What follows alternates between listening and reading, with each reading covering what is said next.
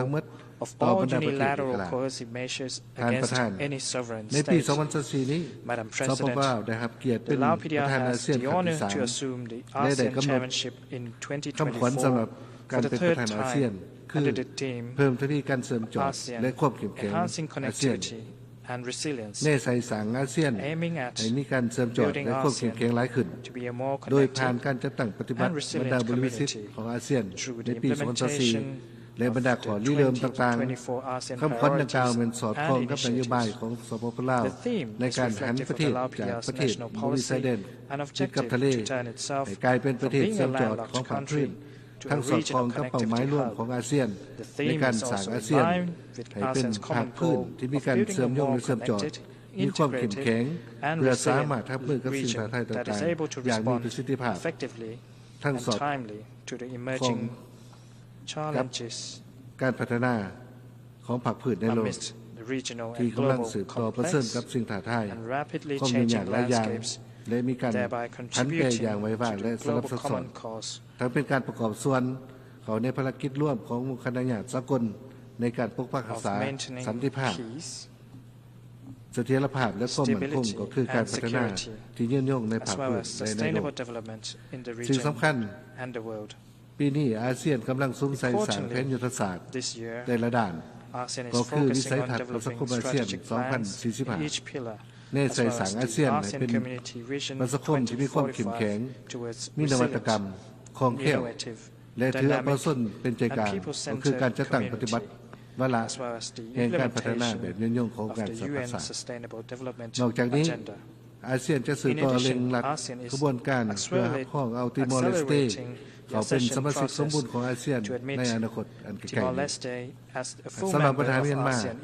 สปปลาวในนามประธานอาเซียนได้สืบต่อยึดมั่นในความหมายมั่นของอาเซียนในการช่วยเหลือเมียนมาแก้ไขปัญหาของตนบนพื้นฐานหลักการเมียนมานำพาเมียนมาเป็นเจ้าการโดยสวมใส่จะตั้งปฏิบัติหาข้อตกลงของผู้นำอาเซียนสปปลาวจะสืบต่อปรึกษาหารือกับทุกภาคส่วนที่เกี่ยวข้องแน่ใจสร้างสภาพแวดล้อมให้แก่การจัดตั้งปฏิบัติหาข้อตกลงดังกล่าวร่วมทางการปรึกษาหารือแห่งชาติโดยมีทุกฝ่ายเข้าร่วมและการช่วยเหลือด้านมนุษยธรรมท่านประธานสปปลาวสืบต่อมีความหมายมั่นในการจัดตั้งปฏิบัติเป้าหมายการพัฒนาแบบยืนยงแน่ใจพัฒนาเศรษฐกิจสังคมไปเคียงคู่กับการปกปักรักษาสิ่งแวดล้อมและการลดผ่อนความทุกข์ยากในเดือนกรกฎาคมผ่านมาสปปลาวได้นำเสนอบทรายงานแห่งชาติแบบสมัครใจฉบับที่ 3 ต่อข้อประชุมเวทีการเมืองระดับสูงประจำปี 2024 ซึ่งได้ยกให้เห็นว่าพวกเขามีความคืบหน้าช้าหลายและยังบ่ทันสามารถบรรลุได้ตามคาดหมายที่วางไว้ในนั้นการจัดตั้งปฏิบัติเป้าหมายพัฒนาแบบยืนยงแห่งชาติที่ 18 เพื่อชีวิตที่ปลอดภัยจากระเบิดบ่ทันแตกมีความคืบหน้าในหลายระดับต่างกันแต่ปัญหาระเบิดบ่ทันแตกยังเป็นภัยคุกคูต่อชีวิตของประชาชนลาวกีดขวางการพัฒนาประเทศก็คือความคืบหน้าของเป้าหมายการพัฒนาแบบยืนยงอื่นๆอีกด้วยฉะนั้นพวกข้าพเจ้าจึงถือโอกาสนี้เรียกร้องมายังมุขนาญาติสากลเพิ่มที่การสนับสนุนช่วยเหลือสปปลาวในการแก้ไขปัญหาที่ยืดเยื้อยาวนานและท้าทายดังกล่าวตามสนธิสัญญาสากลว่าด้วยระเบิดลูกหวานสปปลาวเห็นว่าในอุปสรรคอันต้นต่อที่กีดขวางการจัดตั้งปฏิบัติเป้าหมายพัฒนาแบบยืนยงแม้นการสนองขึ้นยังบ่ทันเพียงพอด้วยเหตุนี้จึงมีความจำเป็นต้องปฏิบัติต้องปฏิรูปโครงสร้างทางด้านการเงินของสากลอย่างด่วนโดยการประสานสมทบกันของระบบพัฒนาขององค์การสหประชาชาติคู่ร่วมมือในสถาบันการเงินพร้อมทั้งส่งเสริมบทบาทการมีส่วนร่วมของบรรดาประเทศกำลังพัฒนาเขาในขบวนการตัดสินปัญหาเศรษฐกิจสากลกำหนดระเบียบการและคุ้มครองเศรษฐกิจสากลความเดียวกันนี้ก็เห็นว่ากลไกการพัฒนาของการศึกษาในทุกระดับต้องเพิ่มทวีบทบาทของตนในการร่วมมือและสนับสนุนประเทศสมาชิกโดยเฉพาะเป็นประเทศด้อยพัฒนาประเทศกำลังพัฒนาบ่มีชายแดนติดกับทะเลและประเทศก็ดอนน้อยที่กำลังพัฒนาเพื่อแก้ไขบรรดาสิ่งท้าทายเฉพาะของประเทศเหล่านั้นปัจจัยสำคัญอีกอันหนึ่งที่สามารถเร่งรัดการพัฒนาของประเทศแม้นบทบาทของวิทยาศาสตร์เทคโนโลยีปัญญาประดิษฐ์และนวัตกรรมเพื่อส่งเสริมการเติบโตสีเขียวและหันสู่เศรษฐกิจดิจิทัลที่เป็นมิตรต่อสิ่งแวดล้อมและการลงทุนเขาในการดูดซึมและการกักเก็บคาร์บอนโดยเหตุนี้สปปลาวจึงเรียกร้องมายังมุขนาญาติสากลอำนวยความสะดวกในการเข้าถึงและถ่ายทอดเทคโนโลยีและนวัตกรรมที่เหมาะสมเพื่อซุกดันอยู่แห่งการพัฒนาแบบก้าวกระโดดรวมทางการสนับสนุนการจัดตั้งปฏิบัติยุทธศาสตร์วิสัยทัศน์การพัฒนาเศรษฐกิจดิจิทัลอยู่สปปลาวนอกจากนี้ข้าพเจ้าเห็นว่าปัจจัยตัดสินอันหนึ่งเหมือนทรัพยากรมนุษย์ปัจจุบัน ประชากรเกือบ1/3ของจำนวนประชากรของสปป.ลาวอยู่ในเกณฑ์อายุ10-54 ปีเหตุให้สปป.ลาวเป็นประเทศที่มีประชากรหนุ่มหลายที่สุดในอาเซียนตะวันออกเฉียงใต้และตัวเลขดังกล่าวจะสืบต่อเพิ่มขึ้นตลอดระยะ10 ปีในต่อหน้าในขณะเดียวกันประชากรในวัยเฮ็ดเวียกคาดว่าจะเพิ่มขึ้นเป็น67%ของประชากรทั้งหมดในปี 2030 รัฐบาลลาวได้พยายามลงทุนในการพัฒนาทรัพยากรมนุษย์ของตนเพื่อสร้างผลประโยชน์จากผู้ประกอบด้านประชากรในนั้นรัฐบาลลาวได้จัดกบสุมสุดยอดว่าโดยทรัพย์สินด้านมนุษย์สปป.ลาวครั้งที่1เกี่ยวกับการศึกษาในปี 2003 และครั้งที่ 2 เกี่ยวกับโฆษณาการในกลางปี 2014 ที่ผ่านมาเพื่อเน้นใส่ยกระดับคุณภาพการศึกษาการดูแลสุขภาพขั้นพื้นฐานและโฆษณาการของพลเมืองลาวสำหรับการลดผลออกจากสถานภาพประเทศโดยพัฒนารัฐบาลสปป.ลาวได้รับข้อกับแผนยุทธศาสตร์ขามผ่านของสปป.ลาวเพื่อลดผลออกจากสถานภาพโดยพัฒนาในปี 2026 และหลังปี 2026 จากการประเมินขอบเขต3 ปีของคณะกรรมการนโยบายการพัฒนาโครงการสารศาสตร์ในปี 2024 สปป.ลาวยังสืบต่อผ่านเกณฑ์มาตรฐานทั้ง3ตัวชี้วัดเพื่อลด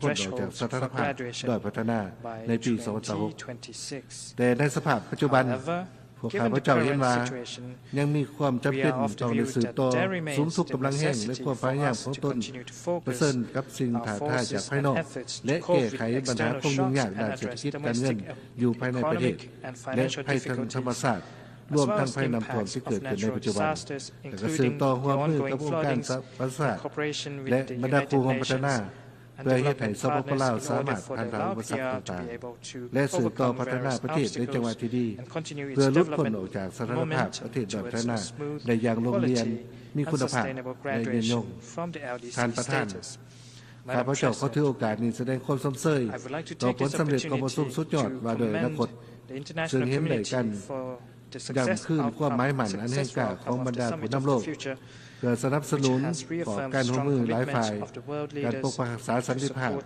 และส่งเสริมการร่วมมือสากลเพื่อพัฒนาแบบยืนยงโดยผ่านการทับพ้องขอตกลงเพื่ออนาคตแน่ใส่แก้ไขบรรดาสิ่งท้าทายที่พวกเกิดขึ้นในโลกและสร้างอนาคตที่ดีกว่าเพื่อคนรุ่นหลังในนั้นเป็นการดิจิทัลก็ได้กำหนดเป้าหมายเพื่อจำกัดทุกอุปสรรคและเอื้ออำนวยให้แก่การร่วมมือด้านดิจิทัลในระดับสากลพร้อมทั้งรับประกันความก้าวหน้าด้านเทคโนโลยีที่สามารถประกอบส่วนเพื่อเร่งรัดการบรรลุเป้าหมายการพัฒนาแบบยืนยงสปป.ลาวย่ำใดก็คำนึงถึงข้อพิสอบร่วมกันต่อคนรุ่นหลังจึงตีราคาสูงต่อการนำพ้องเอาแถลงการว่าโดยคนรุ่นใหม่ซึ่งในกำหนดหลักการและย้ำขึ้นคำหมายมั่นในการปกปักรักษาโลกของพวกเราให้มีเสถียรภาพมีความสงบและเท่าเทียมกัน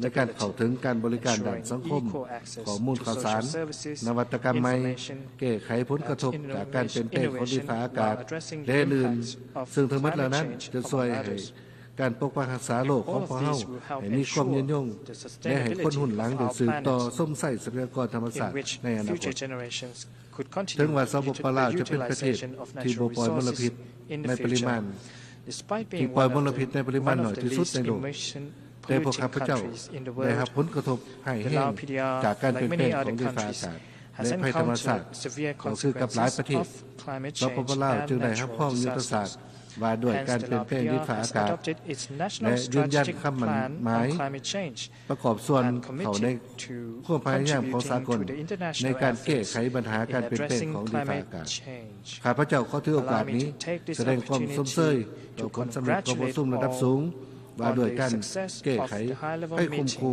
จากระดับน้ำทะเลที่เพิ่มสูงขึ้นในวันที่25 กันยายน 2024 เป็นวันนี้ซึ่งได้ย้ำขึ้นความจำเป็นของการร่วมมือที่แน่นแฟ้นในระดับสากลเพื่อแก้ไขผลกระทบจากปัญหาดังกล่าวถึงแม้ว่าสปป.ลาว จากบ่มีชายแดนติดกับทะเลแต่ก็เกี่ยมพร้อมเสมอที่จะประกอบส่วนเขาในความพยายามร่วมของสากลในการปกป้องรักษาสิ่งแวดล้อมพร้อมทั้งเรียกร้องให้การสนับสนุนบรรดามาตรการเพิ่มความสามารถในการปรับตัวและสร้างความเข้มแข็งเพื่อรับมือในต่อหน้าท่านประธานท้ายสุดนี้ข้าพเจ้าขอย้ำขึ้นการสนับสนุนอย่างเสมอต้นเสมอปลายของรัฐบาลสปป.ลาวต่อขอบการร่วมมือหลายฝ่ายและบรรดาหลักการที่ได้กำหนดในกฎวัดสหประชาชาติกฎหมายสากลสปป.ลาวจะสืบต่อยกสูงการร่วมมือกับบรรดาประเทศสมาชิก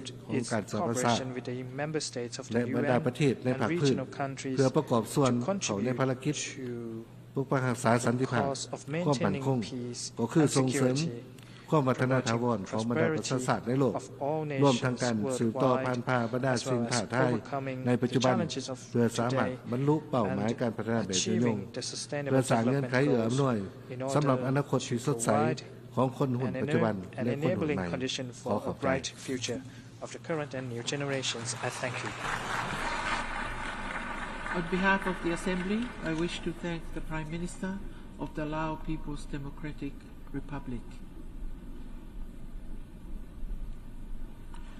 The Assembly will hear an address by His Excellency Feleti Penitala Teo, Prime Minister of Tuvalu. I request protocol to escort His Excellency and invite him to address the Assembly.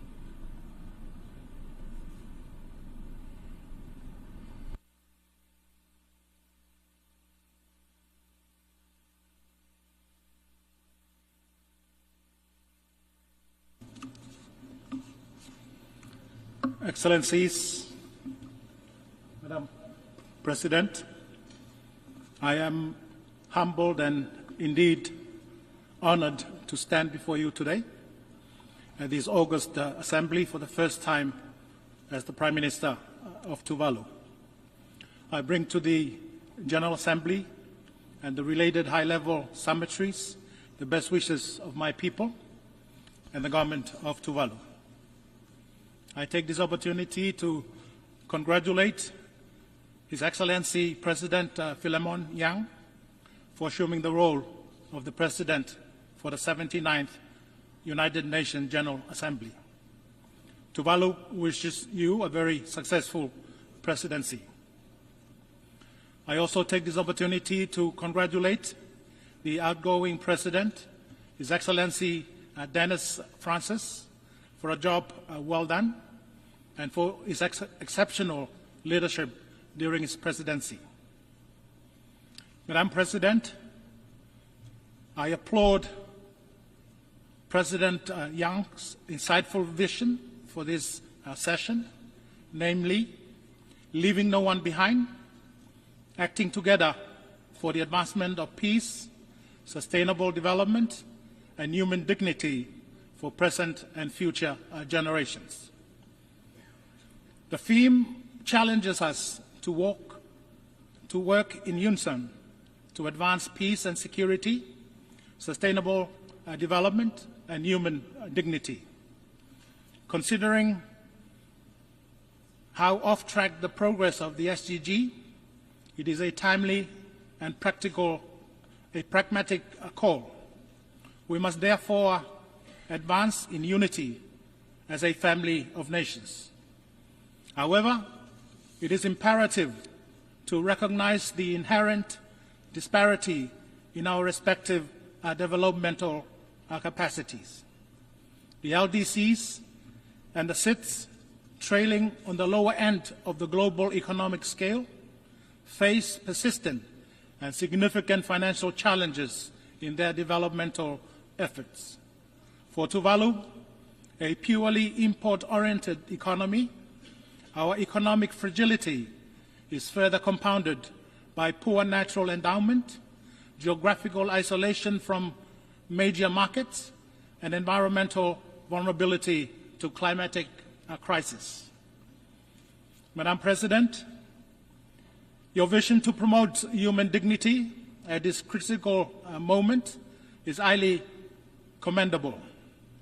Ensuring that all individuals have access to resources and opportunities to participate in international decision-making processes is crucial for a just and effective response to these global challenges. In that regard, it is regrettable that the Republic of China, Taiwan, continues to be excluded from the United Nations system, despite its significant contribution and partnership across various development sectors. The UNGA Resolution 2758 does not preclude Taiwan's meaningful participation in the UN system, and therefore must include Taiwan so that no one is left behind. As a vibrant democracy that has made remarkable progress on the SDG, Taiwan is well positioned to make meaningful contribution to global efforts in achieving those goals. It is also regrettable to observe that the people of Cuba continue to bear the economic burden of long-standing unilateral economic blockades. With such measures, Cuba is denied crucial international development assistance and partnerships necessary for its recovery and rebuilding efforts. Tuvalu aligns itself with member states that supports the lifting of those blockades and join other member states' call for the removal of Cuba from the list of state sponsors of terrorism. Excellencies, Tuvalu applauds the Secretary General and his team for their tireless efforts in the organization of several important high-level meetings this week. Tuvalu also commends the commitment and constructive contribution by all member states that enable the success of those meetings. Excellencies, Tuvalu welcomes and supports the Pact for the Future, adopted earlier this week at the Summit of the Future, together with the Declaration on Future Generations and the Global Digital Compact. What is needed now is robust political will and unwavering commitment to implement the provision of the Pact. We are heartened by the Pact's call for a bold and comprehensive outcome document on addressing climate change at the upcoming COP29 in Azerbaijan. While climate change affects every nation, its impact are disproportionately felt more by small island developing states like Tuvalu. Despite our insignificant contribution to climate change, we face the most severe consequences when climate-induced disasters do occur. We therefore urge all member states to honor their commitment to increase support for climate finance and technology transfer to help nations like Tuvalu develop and enhance their adaptive resilience. The science is very clear. Atmospheric temperatures continue to rise due to the increasing emission of greenhouse gases from burning fossil fuels. Therefore, phasing out fossil fuels is crucial to global efforts to reduce carbon emission and to curb global warming. Towards that objective, Tuvalu and several other like-minded nations are leading the promotion for the Fossil Fuel Non-Proliferation Treaty initiative. The initiative is to garner international support on a binding treaty arrangement that regulates and limits the use of fossil fuel with the ultimate objective of total phase-out. And I take this opportunity to invite other member states of the United Nations family to support the initiative. And I express the sincere hope that the commitment in the Pact provide the much-needed reboot to the global multilateralism architecture and the UN system generally. Tuvalu supports and looks forward to the effective implementation of the Pact for the future to build a more equitable global system where no nation and no community is left behind. Excellencies, climate change-induced sea level rise is and will always be a top priority for Tuvalu. Sea level rise is not only a top development priority, but also a top survivability priority for Tuvalu. The Pacific Ocean that used to define us will soon engulf us and will determine our future existence if sea level rise is not halted and the Tuvalu coastlines are not suitably fortified and reinforced. Sea level rise is a global and a multi-dimensional phenomenon that requires immediate global actions. For Tuvalu, sea level rise poses the greatest existential threat to our economies, to our culture and heritage, and to the land that nourished our ancestors for centuries. Current predictions on the rate of sea level rise are frighteningly disturbing. The predictions are that in 26 years' time, by 2050, more than 50% of Tuvalu's land territory will be regularly flooded by regular tidal surges. 50 years afterward, in 2100, more than 90% of Tuvalu's land territory will suffer the same fate. The predictions do not account for severe climatic conditions like cyclones and hurricanes